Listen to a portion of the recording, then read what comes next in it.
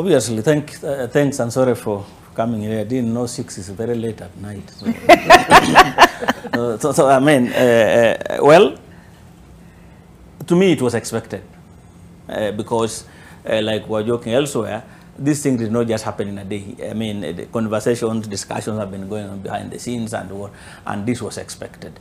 But obviously, limiting myself to the issue of media, I think the issue of media has been raised many times.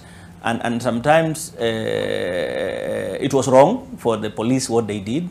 Obviously, attacks against journalists are not some things that you would expect at this time of age and years.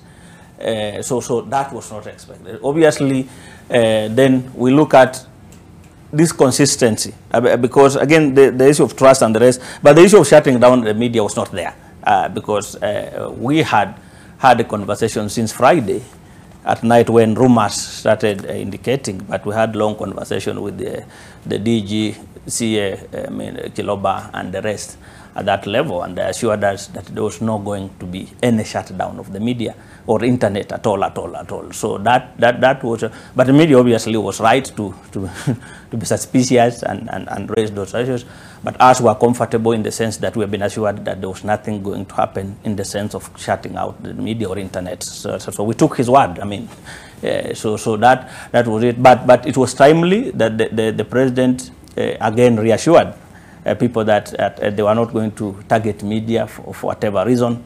But you also notice that the statements were two, in the sense of we are not going to attack, I mean, the media, but at the same time we feel media is biased against us, and this has been consistent, and that's why in one of our discussions we said we also need to sit back and ask ourselves why the consistency is now here. I mean, after election it's nearly 8 months, and this sense of we are media is biased against us, media is unfair, media is, sometimes we need to listen, because like even the president said, sometimes sitting and listening also can help you as a person. So in the sense that yes, media freedom must be defended at all costs, and there's no compromise. But internally, retrospection also becomes important. Why would somebody be raising the same thing for 8 months if there's nothing wrong? So I also believe that as an industry, as professionals, it might help us also to just listen and look at our clips. Yesterday, I was looking at almost all the clips for the coverage, for the 4 days, I mean, coverage, primetime news, and some of the statistics you obviously see that in one item you get maybe a media house giving 25 minutes to 28 minutes, one single item, then the other one is about 10, 12 minutes. So those are indications.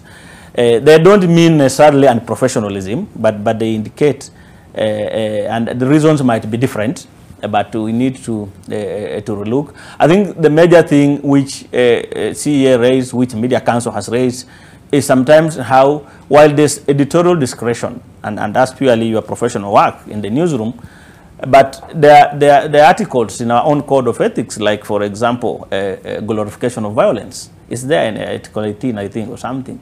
Glorification of violence, and at what level do we mean delve in that? I mean, internally, that at what level do we want to go?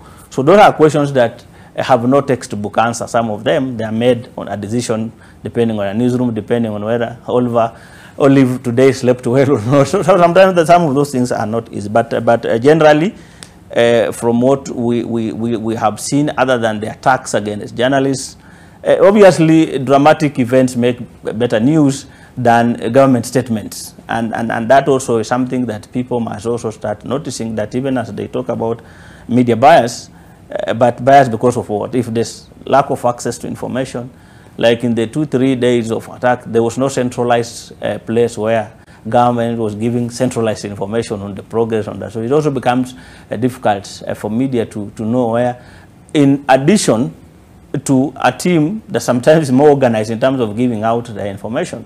So these are things we have seen. There are things like getting, for example, the signal.